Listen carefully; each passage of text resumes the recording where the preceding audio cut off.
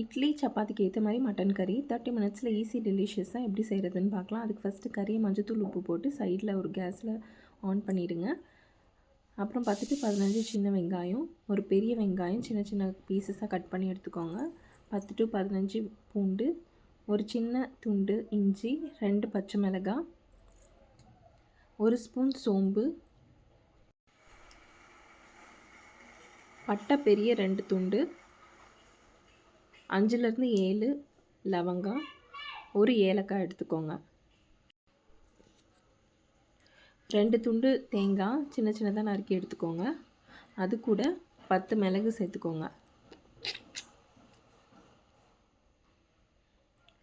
1 spoon எண்ணெய், இதெல்லாம் சேர்த்து நல்லா மிக்ஸ் பண்ணிக்கோங்க. லோ ஃப்ளேமில் வச்சு நல்லா வதக்கிக்கோங்க. இது வெங்காயம் நல்லா வதங்கினதும் ஒரு பெரிய சைஸ் தக்காளி எடுத்துக்கோங்க. அதையும் சின்ன சின்ன துண்டாக நறுக்கி அதில் ஆட் பண்ணிக்கோங்க. இதெல்லாம் சேர்த்து நல்லா வதக்குங்க. பச்சை வாசனை போகிற வரைக்கும் வதக்கிட்டு அதை ஆற வச்சு மிக்சியில் போட்டு ஒரு பேஸ்ட்டாக எடுத்துக்கலாம்.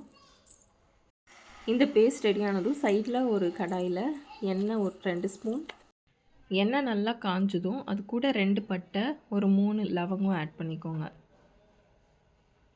இப்போது வேக வச்ச கறியை மட்டும் எடுத்து இதில் சேர்த்திக்கோங்க. அது கூட ஒரு 1/2 ஸ்பூன் மஞ்சத்தூள், 1 ஸ்பூன் மிளகாத்தூள் சேர்த்து நல்லா வதக்கிக்கலாம்.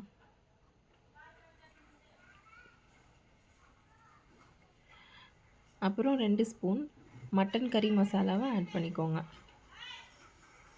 இப்போ இது எல்லாத்தையும் நல்லா கலக்கிட்டு இப்போ அரைச்சி வச்ச அந்த பேஸ்ட்டையும் இப்போ இந்த டைமில் ஆட் பண்ணிக்கோங்க.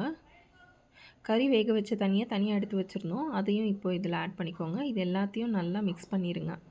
மிக்ஸ் பண்ணிவிட்டு தேவையான கல்லுப்பு 1 ஸ்பூன் நான் போட்டுக்கிறேன்.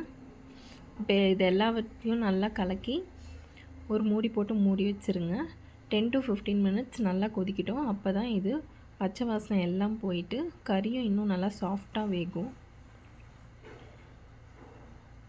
கறி பாருங்கள் இப்போ நல்லா சாஃப்டாக வெந்துருச்சு. எண்ணெய் பிரியிறது ஸ்டார்ட் ஆனதும் குழம்ப சிம்மில் வச்சுக்கோங்க. ஒரு 10 நிமிஷம் வச்சுட்டு ஆஃப் பண்ணிடுங்க. இப்போ பாருங்கள் நல்லா டேஸ்டியான வாசனையாக இந்த மட்டன் கிரேவி ரெடி ஆகிடுச்சு. இது ரைஸ், இட்லி, சப்பாத்தி எது கூட வேணால் வச்சு சாப்பிட்லாம். ரொம்ப டேஸ்டியாக இருக்கும். இதை ட்ரை பண்ணிவிட்டு உங்கள் கமெண்ட்ஸ் சொல்லுங்கள். தேங்க்யூ ஃபார் வாட்சிங்.